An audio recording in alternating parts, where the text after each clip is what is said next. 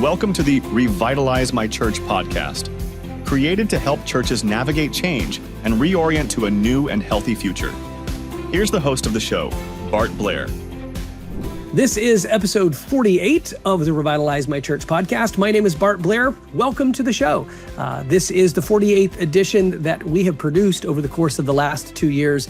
And our goal is to help churches navigate change and reorient to a new and healthy future. Thanks for tuning in. If you happen to be new to the show, we drop an episode on the 1st and the 15th of every month. This is the 15th of the month, the 15th of July of 2026. And it is a monumental day in the history of our show and our ministry.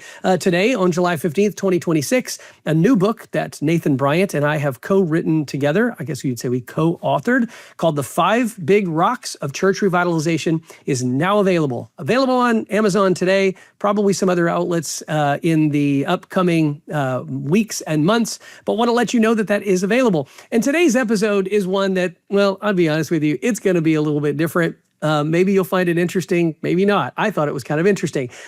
There's a new AI tool called Google Notebook LM. And I was playing around in this thing, and I took the manuscript of our book right before we published it, and I threw the manuscript into Notebook LM and had it create an audio overview of the book. And what you're going to hear in this podcast episode is that AI-generated audio overview of our book. Now, granted, I'm just going to throw the caveat out there. This is AI generated. I think by and large, it captures pretty much the ethos of what we were trying to communicate in the book, but it is a little bit quirky because, well, it is AI generated. So give us a little bit of grace for that. I hope that you will find it somewhat amusing and perhaps entertaining, but most of all, I hope that it will help you get a great overview of what our book is about and how it might help you as a pastor or as a church leader.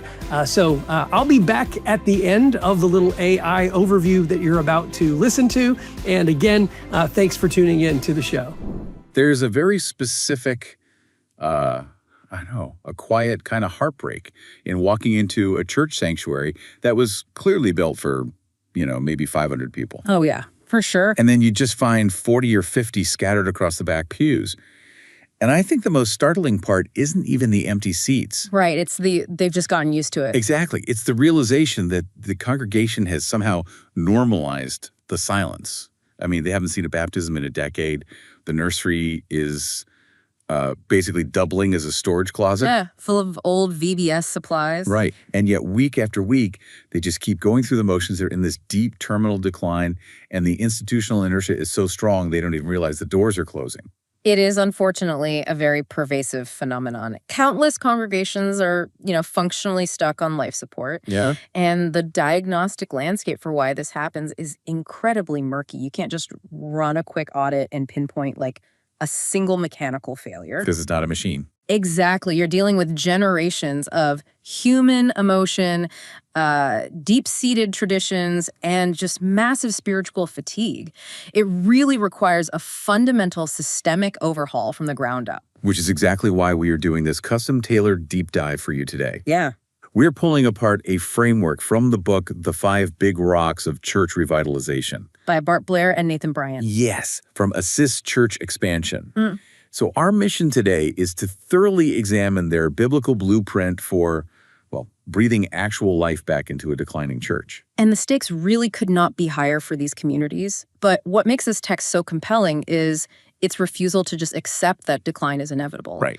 The foundational premise of the book, and really the entire narrative of Scripture, is that God specializes in resurrection. I mean, making dead things live again is the core business of the gospel. Okay, let's unpack this, because before we dive into the actual mechanics, we're setting a hard parameter for our discussion today. Great. The authors do use some secular analogies, like there's a whole parable about a general store that they weave in to illustrate their points.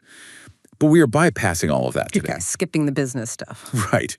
We are getting straight to the marrow of the spiritual renewal process, focusing exclusively on the biblical principles and the actual church dynamics. And if we are looking at the absolute bedrock of those dynamics, it all starts with an invisible metric. Okay. Because before you can even entertain a conversation about new outreach programs or changing the service structure or drafting a strategic roadmap, you have to establish an unbreakable baseline of unity. Because if you try to build a massive new strategic structure on a fractured foundation, It crumbles. yeah, the sheer weight of the changes will just split the church in half. Precisely.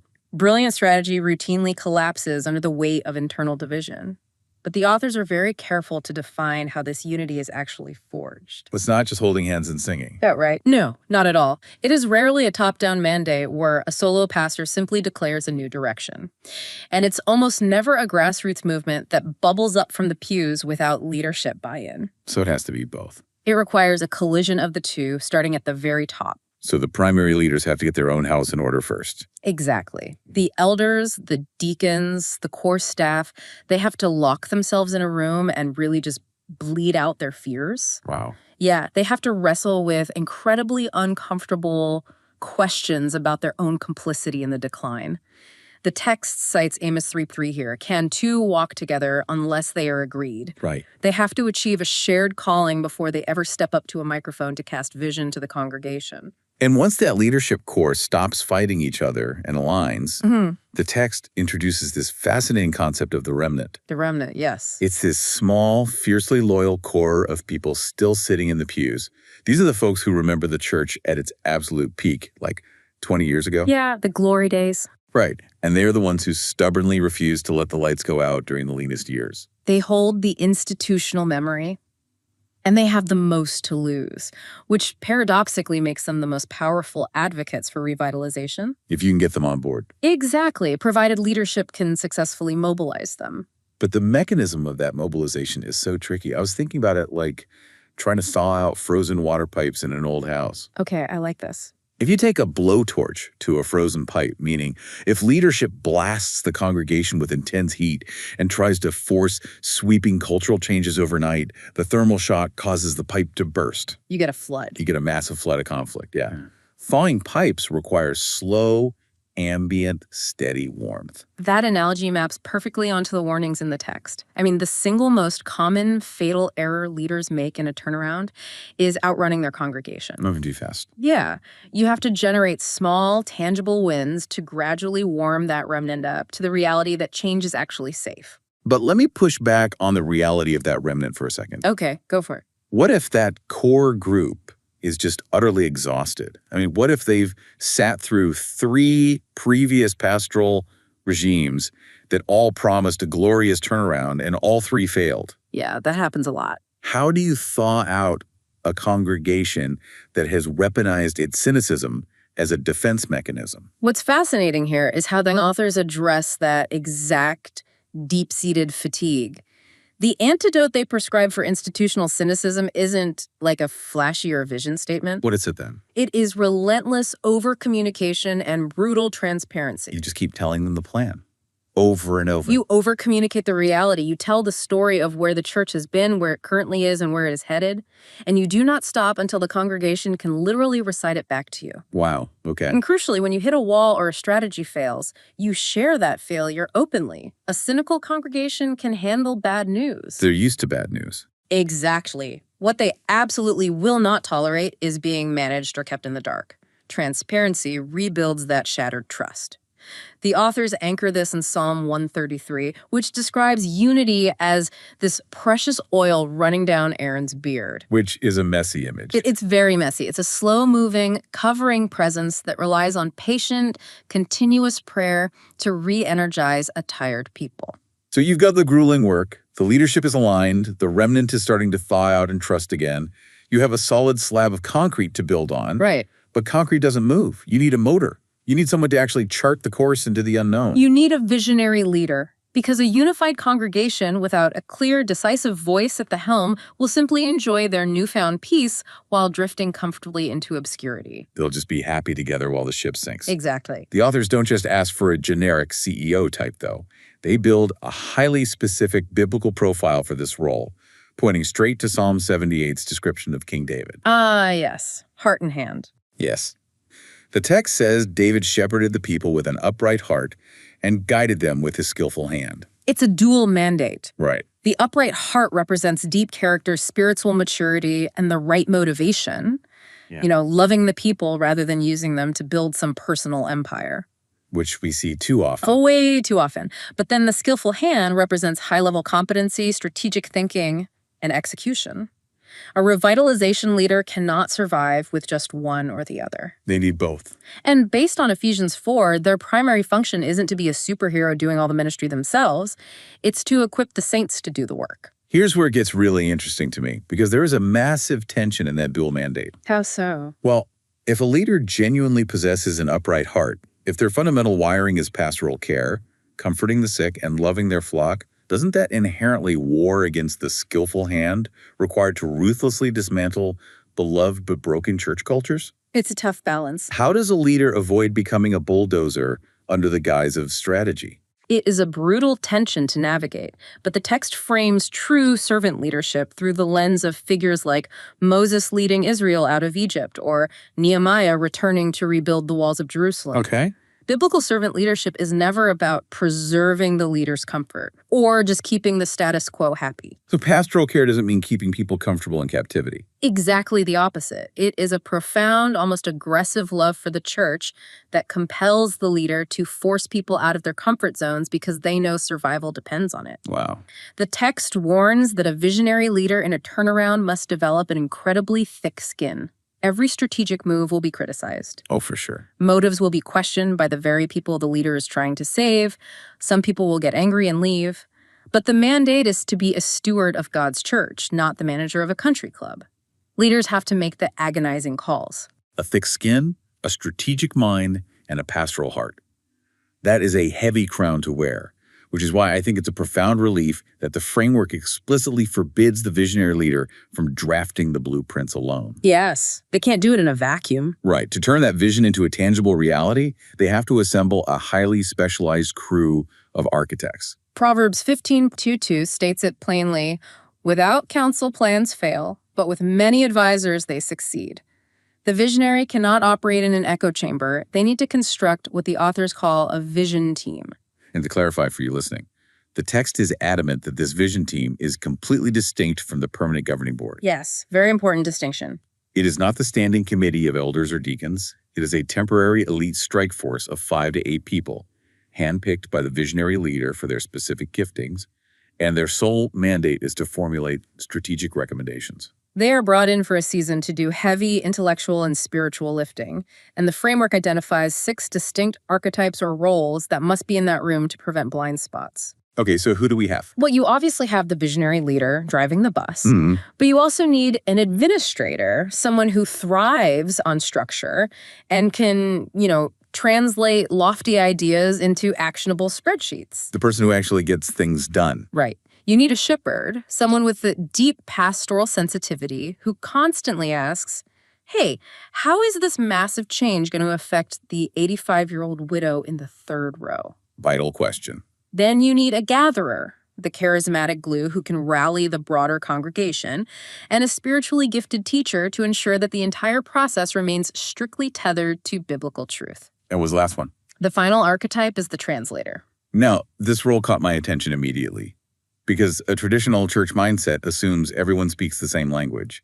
So if you have a translator in the boardroom, how does that dynamic actually work against the instincts of, say, the shepherd? Think about what the translator represents. They act as a cultural missionary to the immediate neighborhood outside the church's front doors. They understand the vernacular, the anxieties, and the specific socioeconomic realities of the unchurched people in a 2-mile radius. They know the outside world. Exactly. So while the shepherd is fighting to protect the comfort of the existing flock inside the building, the translator is fiercely advocating for the outsider. Oh, I see. They create productive friction. The translator looks at a proposed Sunday morning structure and says, the people we are trying to reach don't understand the insider jargon you're using. They don't know when to stand up or sit down. you are building invisible barriers. And that friction is the entire point of the vision team. If you just have visionaries, you get reckless change. If you just have shepherds, nothing ever changes because someone might get their feelings hurt. Yeah, you stay paralyzed. The translator forces the unchanging truth of the gospel into the current cultural dialect of the neighborhood, ensuring the team's strategies actually survive contact with reality. So you lock this diverse, specialized team in a room. You have the tension, you have the data. What is the actual output? Like, what are they building? That brings us to the strategic plan itself. And a lot of well-meaning congregations operate under this illusion that strategic planning is somehow unspiritual. Like it's a lack of faith. Right. That we should just pray and let the Holy Spirit spontaneously fill the seats. But the text argues fiercely that God himself is the ultimate strategic planner. Jesus highlights this in Luke 14, asking what kind of builder starts a tower without first sitting down to rigorously calculate the cost. Hope is not a strategy. It is not. The roadmap this team has to build is structured around 4 relentless questions, the 4 W's. Why do we exist? Who are we currently? Who are we called to reach? And finally, who do we need to become to actually reach them? Those 4 questions force the team to build a comprehensive pathway. They can't just brainstorm a cool marketing campaign. They have to plot exactly how a skeptic from the neighborhood will be welcomed at the door. The whole journey. Yeah, how they will be enfolded into a small group, what the explicit pathway for their discipleship looks like, and how they will eventually be equipped and released back into the community for ministry. I want to zoom in on that 4th W because it feels like the tripwire for the whole process. Yeah. Who do we need to become? Yeah, that's the hard one. If a church has to fundamentally change who they are to reach the neighborhood, doesn't that inherently compromise their core identity? I mean, if you are contorting your culture just to attract a crowd, haven't you effectively lost your soul? If we connect this to the bigger picture of church history, we see a critical distinction that answers your question.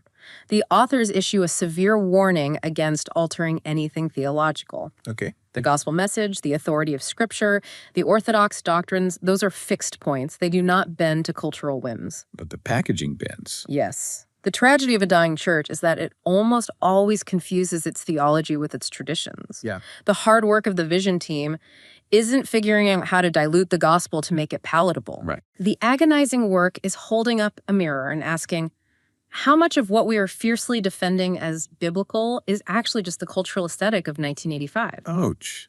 Yeah, that hits close to home for a lot of places. It is deeply painful. But shifting service times, overhauling the musical style, redesigning the communication strategy, or tearing out the pews, these are not theological compromises. They're just methods. Exactly. They are strategic, necessary adaptations designed to remove human-made barriers to a divine message.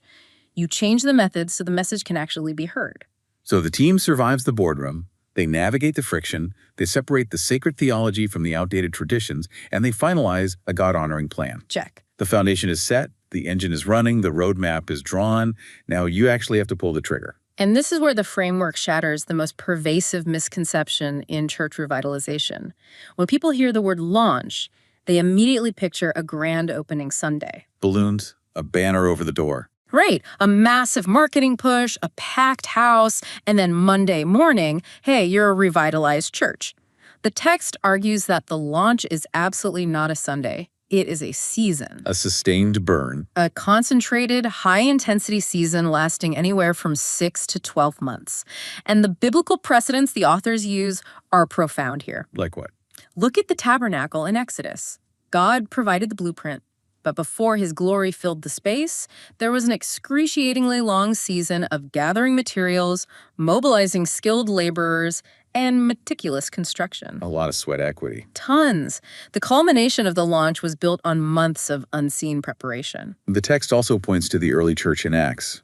After the initial explosion of Pentecost, they didn't just high-five and wait for the crowds to return the next weekend. No, they gotta work. Yeah, they entered a dynamic, grueling daily season of preaching, breaking bread, and making disciples. It fundamentally changes the metaphor. It's not throwing a party, it's a NASA rocket launch. I love that image. Because when the public watches a shuttle go up, they only see the fire and the liftoff. But 90% of a successful launch is the fueling, the systems checks and the engineering that happens in the agonizing months before ignition. Exactly. A church might structure this season in 90-day sprints. 90 days focused purely on community visibility, followed by 90 days optimizing the guest experience, followed by 90 days launching new small groups. But how do they keep it up? With such a long season of high-intensity output, how do they survive it? A congregation that was recently on life support doesn't have the stamina for a year-long sprint. How do you prevent catastrophic volunteer burnout? This raises an important question, though, because you can't just have the visionary leader carrying the entire structural weight on their back for a year. Right. They'll break. The authors provide two critical survival mechanisms for the launch season. First, the delegation of champions. The visionary leader has to empower specific individuals to absolutely own distinct ministry areas, a champion for the children's ministry overhaul, a champion for guest services. But the second, and arguably more vital mechanism, is the relentless celebration of micro wins. Micro wins. Because you're not going to see 500 people show up in month 2. Exactly. Turnarounds are a marathon played out in inches. The trough of sorrow usually hits around month 7 when the initial adrenaline fades and the work just feels heavy. Yeah, the honeymoon is over. Right. To survive that, leadership has to publicize every tiny victory. If one new family checks a kid into the nursery, you celebrate it publicly. Awesome. If one skeptical neighbor attends a community barbecue, you highlight it. If one person steps into the baptismal waters, you throw a party. You treat the micro wins as spiritual fuel. Because they are proof of life. Those celebrations remind the exhausted volunteers that the grueling work of the launch season is actually producing a harvest, even if it's slow. Man, we've covered a tremendous amount of ground. We have the underground foundation of unity, the dual mandate engine of the visionary leader, the productive friction of the vision team, the rigorous honesty of the plan, and the marathon season of the launch. It's a lot. It is. But as the authors bring this entire framework to a close, they pull the lens back from all the structural strategy and focus on the ultimate why. At the center of the blueprints and the friction is the human heart. The afterword of the book anchors every single one of these principles in a specific encounter. Jesus and the Samaritan woman at the well, found in John chapter 4. Yeah. In that cultural context, Jewish travelers would literally add days to their journey to bypass the region of Samaria because of deep-seated ethnic and religious hostility. But Jesus walked directly into the tension. He specifically sought out an outsider, a woman isolated by her own brokenness and shame. She represents the exact demographic a dying, inward-focused church has historically tried to walk around. Yes, but the authors draw out a brilliant historical detail from that text. The well, where Jesus offered this marginalized woman living water, wasn't just a random hole in the ground. It was dug by their shared ancestor, Jacob, generations earlier. Oh, wow. Jacob did the back-breaking, unglamorous work of digging through rock and dirt, having absolutely no idea that centuries later the Messiah would sit on those very stones to spark a spiritual awakening that would transform an entire town. So what does this all mean for you listening? It means that true church revitalization isn't a growth hack. It's not a quick fix to manipulate Sunday attendance numbers and make the budget look better. It's way bigger than that. It is a generational legacy project. It is about doing the hard, painful, unglamorous work of digging wells in the dirt today so that future generations can drink the living water. You dig the wells without demanding to know who will drink from them. Every uncomfortable elder meeting, every tradition you sacrifice for the sake of the mission, every micro win you celebrate during a brutal launch season, these are well-digging moments. Which brings us full circle. We noted at the beginning that when a church is dying, the diagnostic landscape is murky. You can't just put the congregation in an X-ray machine and get a clean picture of what's broken. No, you can't. But maybe that murkiness is a feature, not a bug, because we're looking for the wrong kind of visibility. I want to leave you with a final thought to mull over today as you look at your own communities.